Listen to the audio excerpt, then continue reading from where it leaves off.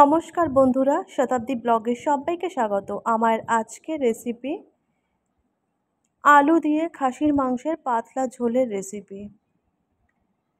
এখানে দেখো খাসির মাংসটা বানানোর জন্য এখানে খাসির মাংস নিয়ে নিয়েছি, আর মাংসের মধ্যে আমি লবণ, হলুদ, তেল, লঙ্কার গুঁড়ো, আদা রসুন আর জিরের গুঁড়ো দিয়ে মেখে নিয়েছি। এরপর দেখো এখানে আমি একটা কড়া বসিয়ে দিয়েছি।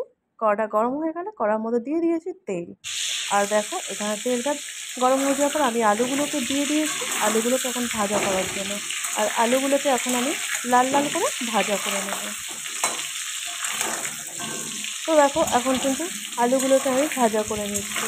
আর এদিকে দেখো আলুগুলো কিন্তু আমার এখানে লাল লাল করে ভাজা করে নেওয়া হয়ে গেছে। এবার আমি আলুগুলোকে তুলে নেব। আলুগুলোকে তুলে নিয়ে ওই তেলের মধ্যে আমি দিয়ে দিয়েছি একটা তেজপাতা, শুকনো লঙ্কা একটা, আর দারচিনি, লবঙ্গ আর 5টা এলাচ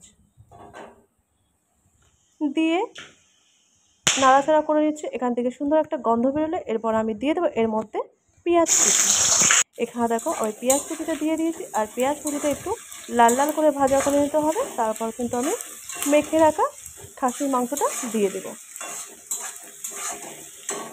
তো দেখো পেঁয়াজটা এখন আমি ভাজা ভাজা করে নিচ্ছি, আর পেঁয়াজটা একটু লাল লাল ভাজা ভাজা হবে তখনই কিন্তু আমি দিয়ে দেবো মেখে রাখা খাসির মাংসটা।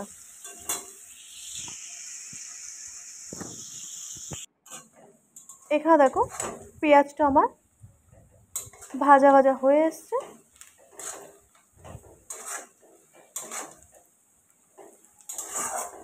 তো আরও একটু সময় ধরে নাড়াচাড়া করে নেবো, আর একটু লাল লাল হলে আমি কিন্তু মাংসটাকে দিয়ে দেবো। তো দেখো এখানে কিন্তু আমার পেঁয়াজটা ভাজা হয়ে গেছে, আর দেখো মেখে রাখা খাসির মাংসটা এখন আমি দিয়ে দেব। তো দেখো দিয়ে দিলাম। দেওয়ার পর কিন্তু এখানে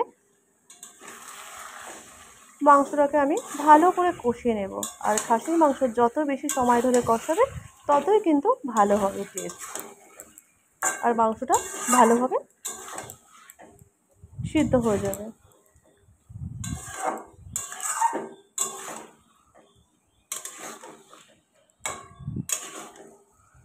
এখানে দেখো মাংসটাকে আমি এখন সুন্দরভাবে কষাচ্ছি, আর অনেকটা সময় ধরেই কিন্তু মাংসটাকে কষিয়ে নিতে হবে। আর এখান থেকে দেখো মাংস থেকে কিন্তু অল্প অল্প জল থাকছে। আর আমি কিন্তু মাংসের মধ্যে কিন্তু সব মশলা দিয়ে একবারে মেখে রেখেছিলাম। কী কী মশলা দিয়েছি সেগুলো তোমাদেরকে বলেই দিলাম। এক্সট্রা করে এখানে আর কোনো মশলা আমার দেওয়ার প্রয়োজন নেই।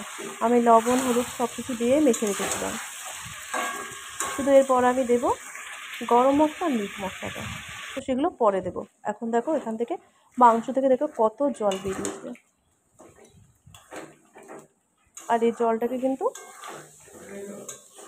শুকনো শুকনো করে নিতে হবে। তারপর কিন্তু আলু আর মিট মশলাটা দিয়ে দেবো।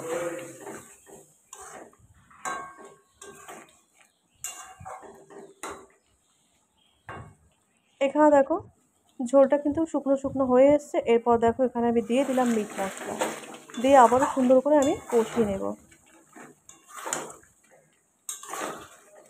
তো দেখো এখানে কিন্তু সুন্দর করে কষিয়ে নিচ্ছি। এরপর কিন্তু আমি দিয়ে দেব ভেজে রাখা আলুটা দিয়ে দেব। আর মাংসতে কিন্তু আমি ব্যবহার করব গরম জল।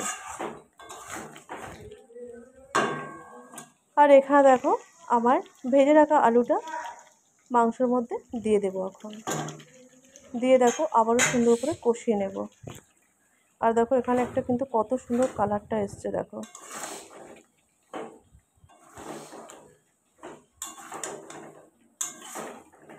এখানে দেখো আমার সুন্দর করে কষানো কমপ্লিট।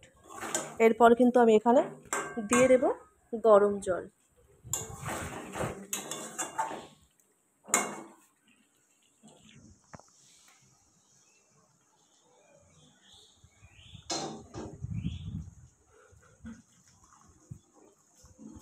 এখানে দেখো আমি গরম জলটা দিয়ে দিয়েছি।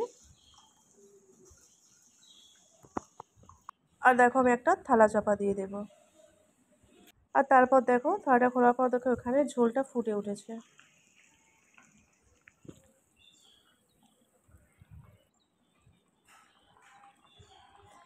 এখানে কিন্তু মাংসটা কিন্তু আমার হয়ে এসছে।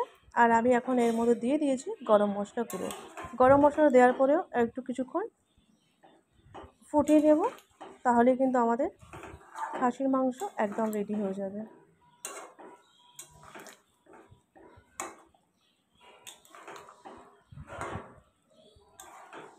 আর এভাবে করে খাসির মাংস রান্না করলে কিন্তু খুব ভালো খেতে লাগে।